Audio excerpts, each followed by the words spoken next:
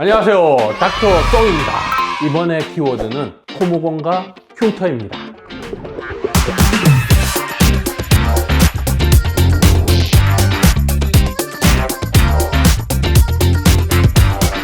이 질문 정말 많이 해주시는데요. 저도 이 질문에 대한 답을 정말 알고 싶어요. 이 질문은 신의 영역의 답이 아닌가 싶고요. 누가 얼마나 했을 때 얼마나 좋아질 수 있는가를 사전에 알 수 있는 방법은 없고, 단지 치료 횟수가 증가하면 증가할수록 콜라겐 리모델링의 양이 증가하기 때문에 횟수가 증가하면 좀 더 좋은 결과가 나온다 라고, 이 말이 가장 정확한 답이 아닌가 생각이 듭니다. 즉, 치료 횟수는 정확하게 알 수 있는 방법은 존재하지 않습니다. 아시겠죠?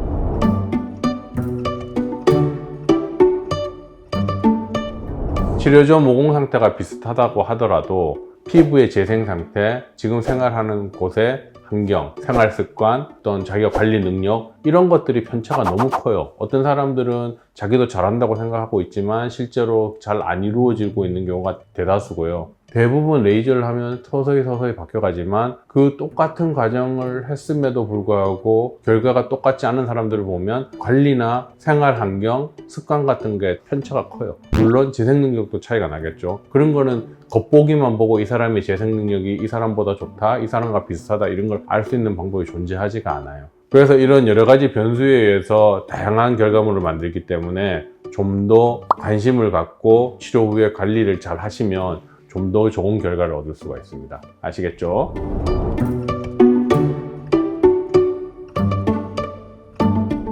우리가 레이저 치료 후에 좋아졌다는 걸 알 수 있는 방법은, 가장 쉽게 알 수 있는 거는 피부톤이 밝아졌다, 피부결이 좀 부드러워졌다, 이런 정도로 알 수 있는 거지, 이 사람이 예전에 피부톤이나 피부결이 이랬는데 이 정도 좋아졌다, 이걸 판단할 수 있는 기준이 정확하게 없어요. 그러면 코 모공이 좋아졌다는 걸 정확하게 어떻게 알 수 있느냐 하면, 사실은 정확하게 알 수 있는 방법은 존재하지 않고, 우리가 코 모공의 깊이가 얕아졌다는 걸 확인해서 이 사람의 코 모공 상태는 좋아졌다는 걸 알 수가 있는데, 코 모공이 매우 깊은 사람, 한 예로 이렇게 깊다고 생각을 하면 레이저 치료를 해서 밑에부터 이렇게 살이 차 올라오면 깔때기가 입구가 벌어지듯이 입구가 약간 벌어지게 돼요.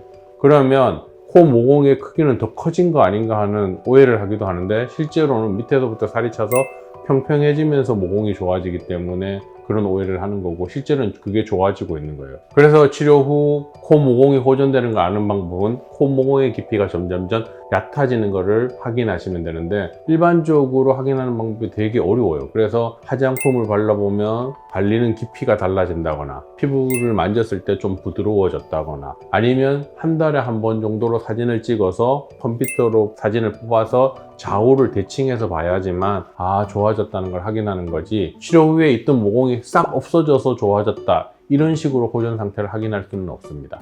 아시겠죠?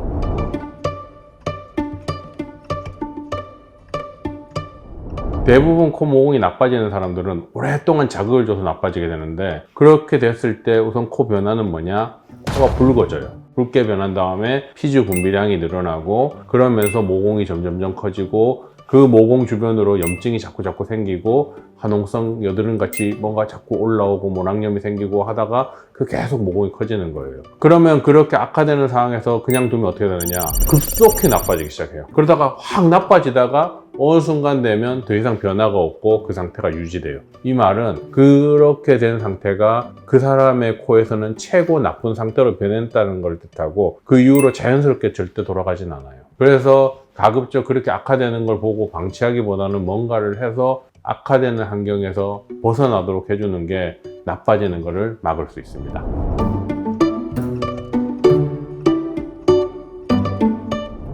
이 사진의 주인공은 30대 후반의 남성분입니다. 사진에서 보는 것처럼 시술 전에는 코가 붉고 모공의 개수가 굉장히 많고 모공이 굉장히 깊어요. 그래서 흔히 말하는 코 모공 치료 중에서 치료가 굉장히 어려운 타입의 코인데, 7회 시술 후에 사진과 같이 이렇게 많이 변했어요. 즉, 이 사람은 치료 횟수 대비 엄청나게 결과가 좋게 나온 케이스입니다. 그래서 제가 한 예로 보여드리려고 이렇게 사진을 준비했습니다. 시술 전을 보면 좀 붉고 깊고 한데 시술 후에 많이 좋아졌죠. 이렇게 어려운 코도 잘 관리하면 이렇게 좋아질 수 있어요. 우측도 많이 좋아졌고 코 좌측면도 굉장히 좋아졌습니다.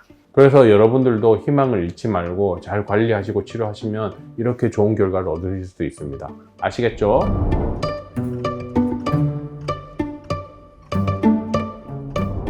제가 늘 강조하죠. 악화되기 전에 예방해라. 그리고 관심이 좀 떨어져라. 건드리지 마라. 그리고 잠자는 방, 생활하는 환경의 습도를 어느 정도 맞춰라. 이렇게 하면 사실 나빠지기가 더 힘들어요. 관심을 조금 떨어뜨리고 습도만 어느 정도 맞춰주고 악화되기 전에 조금 예방해주면 정말 매끈한 코를 가질 수 있어요. 절대 희망 잃지 마시고 제가 말한 대로 관리 한번 해보세요. 이게 관리가 아니고 일종의 무관심입니다. 아시겠죠? 코 모공과 흉터 1부는 여기까지였고요. 2부에서 이어질게요. 기대해 주세요.